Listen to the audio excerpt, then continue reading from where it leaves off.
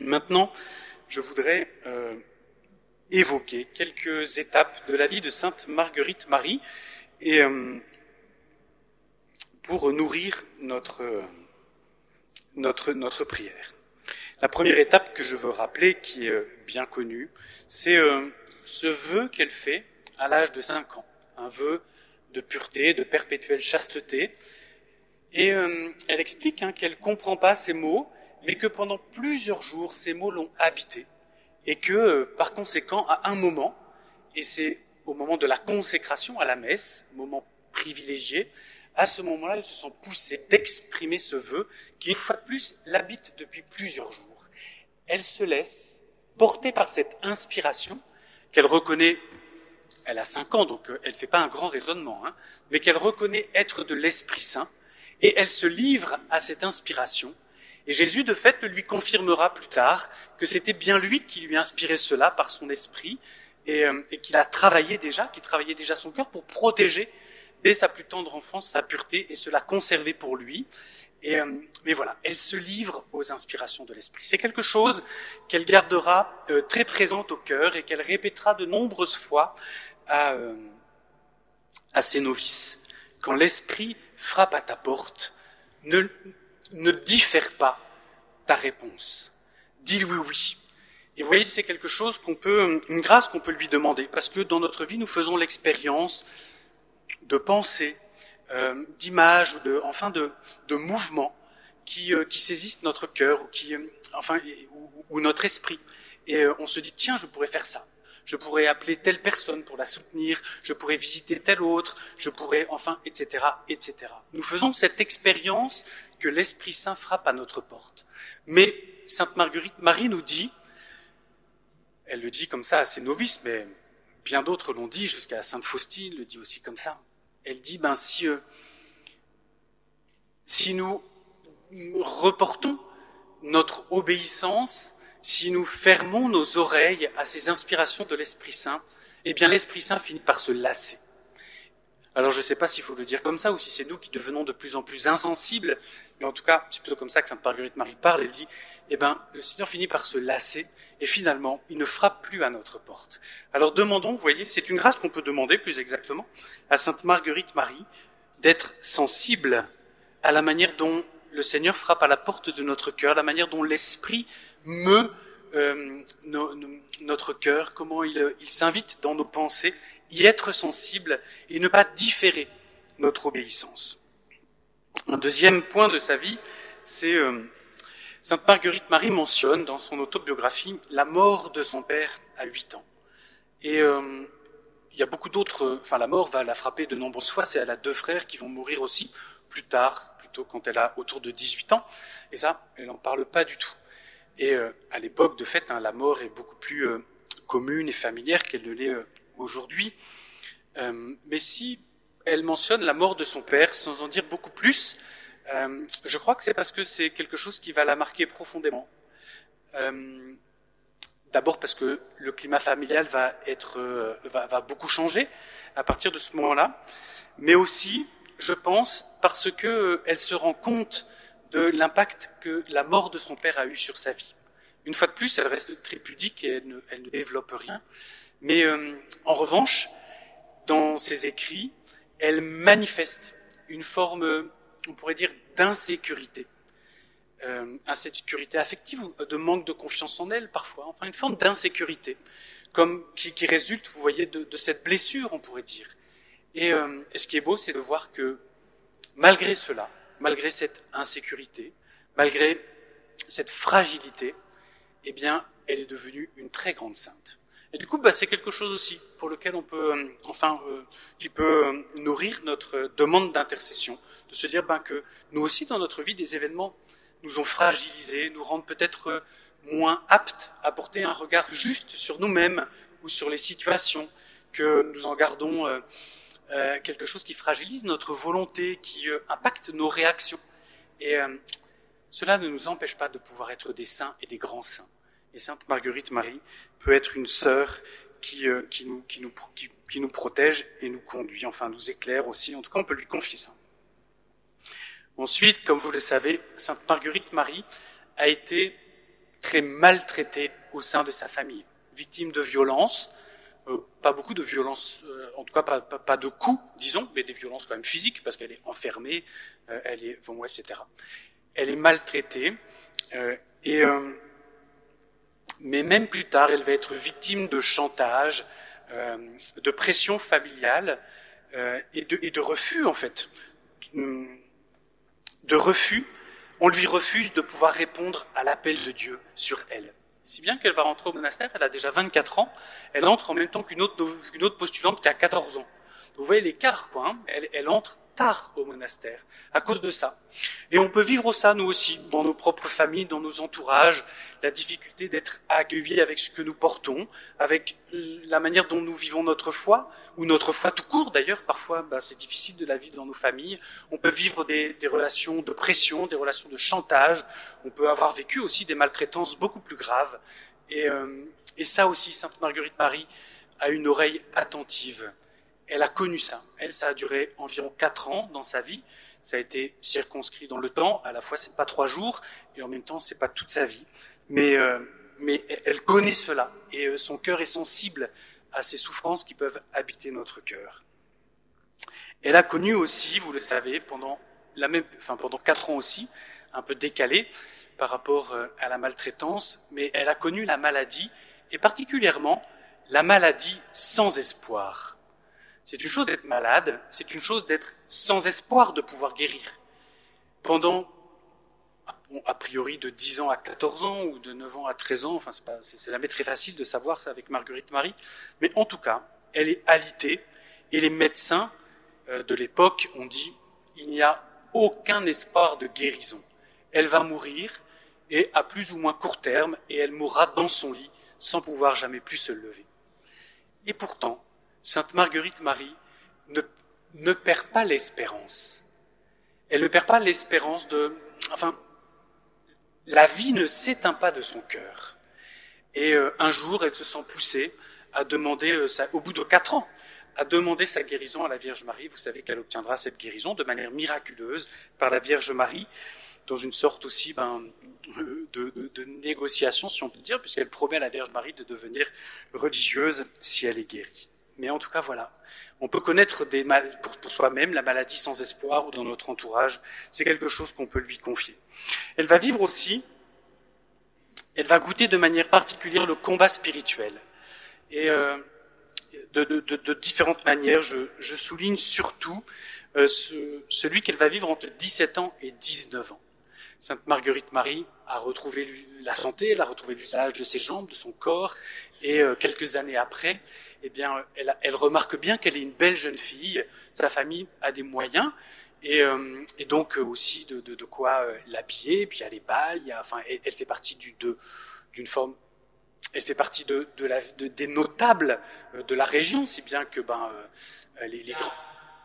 les familles comme ça se rencontrent, et elle fait cette expérience de l'écart qui va exister entre le penchant de sa nature, ses tendances naturelles, l'appel de sa nature, et de l'autre côté, l'appel de Jésus. Elle sait que Jésus la désire pour être son épouse, pour être tout à lui. Elle le sait parce qu'elle a fait ce vœu à 5 ans, parce que sa guérison miraculeuse a été l'occasion d'un engagement, mais pas seulement ça. C'est pas seulement, elle se dit dans sa tête, peut-être un jour quand même, je me suis dit, j'ai eu un signe, je sais pas, bon. Mais elle explique, Jésus me tirait comme par des cordes. Je sentais son amour qui se fichait dans mon cœur comme des flèches. Elle sent que Jésus la veut, la désire, et elle l'exprime de manière très sensible. Mais de l'autre côté, elle dit, ma nature était portée au plaisir, à la distraction. Je voulais plaire, je voulais briller dans ce monde.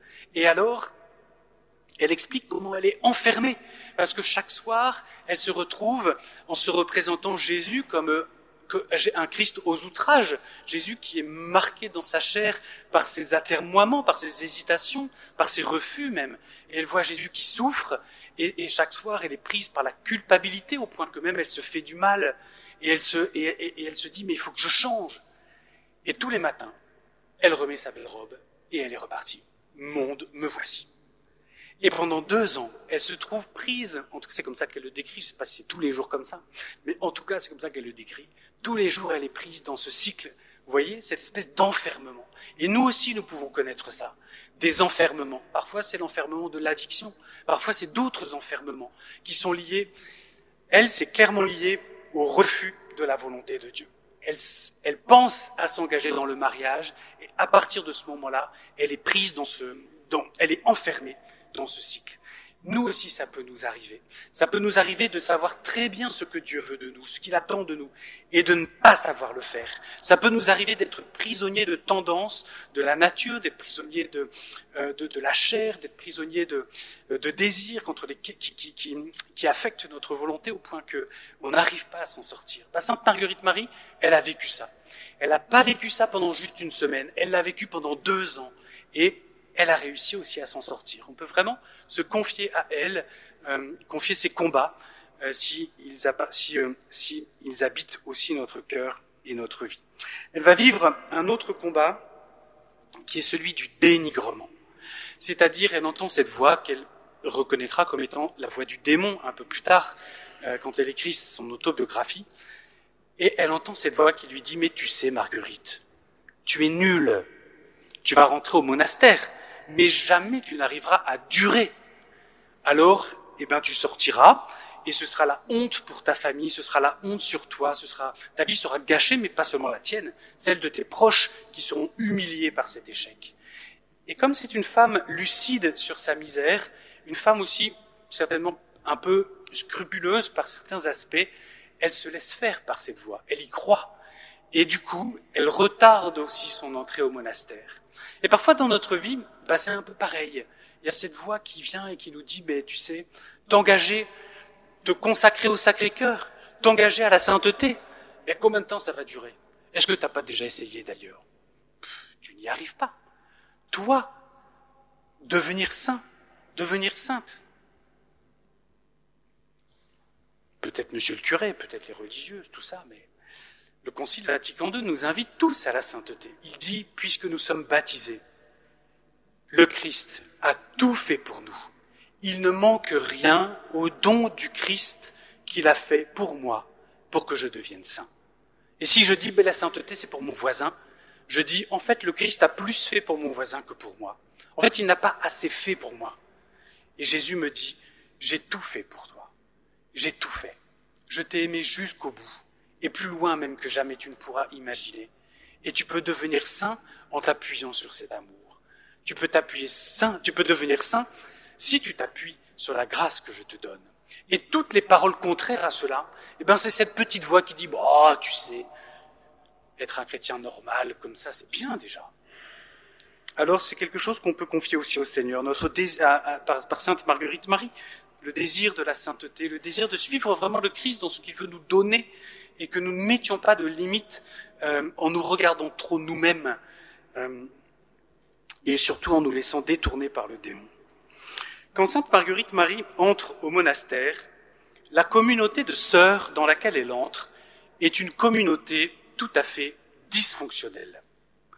Elle entre dans une communauté religieuse où la charité s'est attiédie, où la vie religieuse elle-même s'est délitée, au point que ça fait des années que quand on cherche une supérieure au monastère de la Visitation, on est obligé d'aller la chercher ailleurs, parce qu'on n'arrive pas à se mettre d'accord ensemble sur qui on pourrait choisir entre nous, et du coup on a besoin d'aide. Et c'est très intéressant de voir ça, parce que le Seigneur, il a choisi Sainte Marguerite Marie pour qu'elle porte beaucoup de fruits, quoi. Il l'a choisie, elle, et depuis le berceau, pour une mission très spéciale. Et pourtant, il la met dans un milieu qui ne fonctionne pas, un milieu dysfonctionnel. Parfois, nous, on se dit, oui, mais mon problème, c'est que ça ne va pas autour de moi. Si la paroisse ceci, si la communauté cela, si dans ma famille, je ne sais pas quoi. Enfin, si le milieu dans lequel je vis était plus porteur, tout irait mieux. Eh bien, Sainte Marguerite Marie, c'est tout l'inverse. Elle arrive ici, Jésus la plante dans un milieu de vie qui ne fonctionne pas, qui n'est pas porteur. Et pourtant, à l'école de Jésus et par l'amour de Jésus, elle va devenir une très grande sainte. Alors ça aussi, on peut le confier, vous voyez, si on trouve que, justement, autour de nous, on manque d'appui ou bien que autour de nous, le climat est un peu délétère, il nous entraîne, on a le sentiment qu'il nous entraîne vers le bas, et bien confions-nous à elle, parce que cela n'a pas été un obstacle pour elle.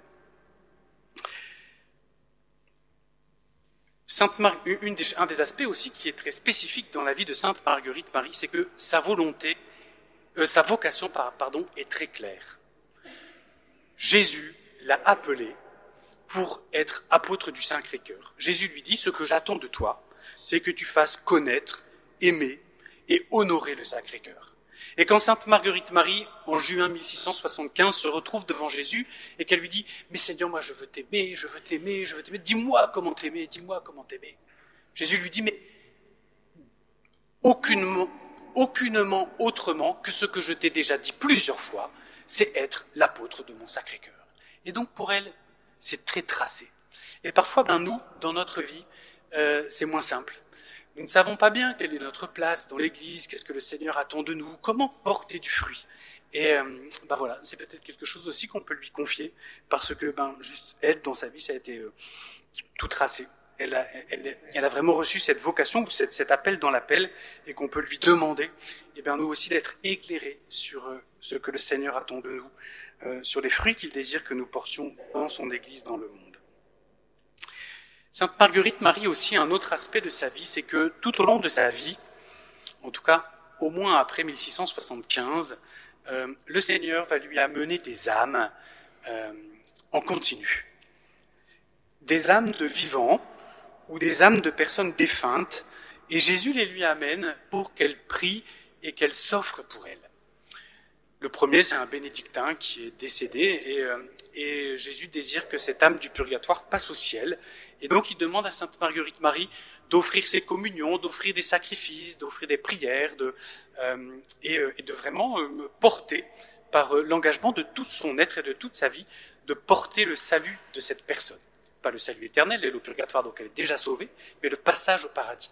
Et parfois ce sont des personnes défuntes qui donc sont au purgatoire et peuvent passer au ciel. Parfois ce sont des personnes vivantes qui sont à un moment tout à fait crucial de leur vie.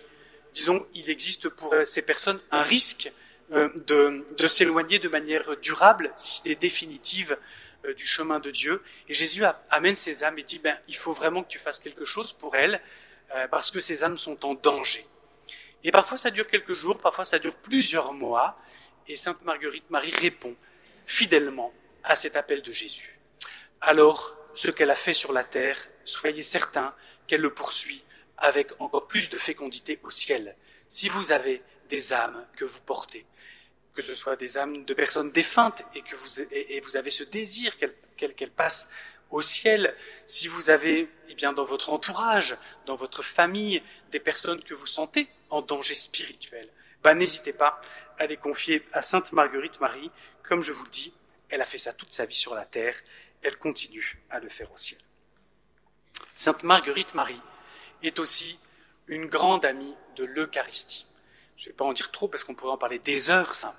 Mais toute sa vie a été saisie par l'Eucharistie. Quand elle est encore jeune adolescente, elle explique comment ce qu'elle désire, c'est être présente à Jésus présent dans l'Eucharistie. Elle a peu la possibilité d'aller à l'église parce que précisément on le lui interdit. Mais elle s'enferme dans des coins cachés, ou bien elle se met sur ce rocher d'où elle voit l'église. Et là, elle pense à Jésus qui est présent, à Jésus qui est là dans l'Eucharistie. Dans l'église, il y a le tabernacle. Dans le tabernacle, il y a l'hostie que le prêtre a consacrée. Il y a Jésus qui est présent. Il y a Jésus qui est là. Et alors, elle reste des heures et elle dit, mais je serais restée là des jours et des nuits sans manger, sans boire, à me consacrer tout entière à la présence de Jésus qui est dans l'Eucharistie. Et une fois de plus, elle n'est pas devant le Saint-Sacrement exposé, elle n'est même pas à côté du tabernacle. Elle est dans sa maison, dans un petit recoin, elle est sur un rocher, mais elle se dit, mais c'est tellement grand l'Eucharistie. Et vous voyez ça, elle ne l'a pas décidé par elle-même. Elle ne s'est pas dit un jour, ah tiens, quand même l'Eucharistie, c'est comme un grand mystère, si je me consacrais à ce mystère. Mais elle a été saisie par ça. C'est vraiment une grâce qu'elle reçoit de Dieu, une mission qu'elle reçoit de Dieu, quelque chose qui va saisir sa vie et qui ne la quittera jamais. Elle est une femme profondément eucharistique, sa vie est profondément eucharistique, Et Jésus d'ailleurs l'a choisie pour se plaindre à elle de sa soif d'être aimée dans l'Eucharistie, de son désir d'être aimée dans l'Eucharistie. Et Jésus lui a montré aussi à de nombreuses reprises comme il lui est douloureux souvent d'être reçu dans l'Eucharistie par des cœurs qui ne sont pas disposés. Elle a vu, Jésus est venu de nombreuses fois la visiter pour lui dire « Mais regarde comme je suis mal reçu, regarde comme je souffre là, regarde comme cette âme a renouvelé toutes les souffrances de ma passion en me recevant tellement elle était mal disposée. » Alors, c'est quelque chose qu'on peut demander à Sainte Marguerite Marie d'être renouvelée dans l'amour de l'Eucharistie, d'être renouvelée dans le fait d'être saisie par ce miracle si grand de la présence de Jésus qui vit dans l'Eucharistie, qui aime dans l'Eucharistie, qui s'offre dans l'Eucharistie, etc., etc. Comme je vous dis, ça ce serait beaucoup trop long. Mais c'est une grâce à demander parce que c'est une grâce qu'elle donne et qu'elle aime donner. Évidemment, je finis avec deux choses. Sainte Marguerite Marie a aimé à la folie. Si vous désirez aimer Jésus, si votre cœur vous pousse à aimer Jésus et que vous vous dites « mais comment faire ? Je ne sais pas comment faire », demandez à Sainte Marguerite Marie. Elle a aimé Jésus à la folie. Elle a cherché tous les moyens pour le vivre et pour le manifester. Au point qu'un jour, Jésus lui dit « mais tu es folle de faire ça ». Tellement elle cherche des moyens, tout ce qu'elle peut. Elle ne se laisse pas démonter. Elle dit à Jésus, moi je suis folle, toi tu es fou. C'est toi qui nous as aimés à la folie. C'est toi qui le premier a donné ta vie sur la croix, qui est allé jusqu'au bout, alors que même tu savais que tu aurais si peu de retour. Et Jésus lui dit, c'est vrai, tu as raison. Moi j'ai aimé l'humanité à la folie. Et il lui rajoute, mais je ne veux plus que tu sois si extrême dans les manifestations de ton amour. Je veux que tu m'aimes avec mon cœur. Je vais te le donner, mon cœur. Elle a aimé Jésus à la folie. Et Jésus a été tellement touché par ça qu'il lui a donné son propre cœur pour qu'elle puisse l'aimer avec son propre cœur. Si nous voulons aimer Jésus, demandons à Sainte Marguerite Marie, confions-nous à son intercession. Enfin, bien évidemment, Sainte Marguerite Marie est l'apôtre du Sacré-Cœur. Elle a vécu cet échange des cœurs avec Jésus dont je vous parlais. Elle a reçu cette flamme qui jaillissait du cœur de Jésus et qui l'a tout embrasé dans la deuxième grande apparition. Elle a été choisie par Jésus pour être l'apôtre de ce cœur. Elle a vécu sa vie dans le Sacré-Cœur et dans la retraite qu'elle fait à la fin de sa vie, sentant sa mort prochaine. Elle ne fait pas venir ses enfants comme le riche laboureur, mais sentant sa mort prochaine, elle fait sa retraite pour se préparer à la mort. Et dans cette retraite, elle a cette prière si belle où elle dit « Je suis insolvable. Jamais, Seigneur, je ne pourrai te rendre tout l'amour que tu m'as donné. Jamais je ne pourrai réparer tous les manques d'amour, toutes les froideurs, toutes les distractions, toutes les tiédeurs qu'il y a eu dans ma vie. Jamais je ne pourrai faire ça. Je suis insolvable. » Alors, il faut, comme châtiment, c'est pas le mot qu'elle utilise, mais le mot m'échappe, peu importe. Il faut que tu m'enfermes dans ton cœur. Et c'est là que tu dois me mettre, dans la prison de ton cœur pour l'éternité. Là, je veux bien y être. Et elle dit, comme pour payer ma dette, cette dette que je ne peux pas payer, alors je serai enfermé dans ton cœur pour l'éternité. Eh bien voilà le grand désir de Sainte Marguerite Marie, être enfermée dans le cœur de Jésus, demeurer dans le cœur de Jésus, être protégée, aimée, brûlée dans le cœur de Jésus pour l'éternité. C'est la grâce qu'elle porte pour l'Église, comme le manifeste sa vie, son histoire, enfin ce qu'on peut lire même dans l'histoire de sa vie et dans l'histoire de son héritage, mais c'est aussi ce qu'elle porte encore aujourd'hui. Jésus l'a fait héritière de son cœur par un acte notarié de la nuit du 31 décembre 1688, où Jésus lui dit qu'il la constitue comme héritière de son cœur et qu'elle peut puiser dans les trésors de son cœur pour le temps et pour l'éternité, et qu'elle doit être généreuse et qu'elle doit en faire profiter les autres. Nous sommes ces autres, nous désirons qu'elle soit généreuse, et elle est pour l'éternité et pour le temps, celle qui puise à pleine main dans le cœur de Jésus, parce que Jésus ainsi l'a voulu. Alors, chers frères et sœurs, eh bien, entrons maintenant dans ce temps de vénération des reliques, dans ce temps où nous nous approchons de notre sœur, où nous venons goûter, profiter de ce charisme. Elle a reçu cette grâce pour le bien de tous, ces grâces pour le bien de tous, pour notre bien, pour nous qui sommes ses petits frères, ses petites sœurs, et qui désirons eh bien, venir recevoir, nous accrocher à un morceau de son manteau pour recevoir nous aussi une part de grâce qu'elle a reçue. Que chacun puisse nourrir sa prière à partir de tout ce que je viens de vous dire, et que Sainte Marguerite Marie, soit généreuse. Jésus te l'a demandé, il faut lui obéir.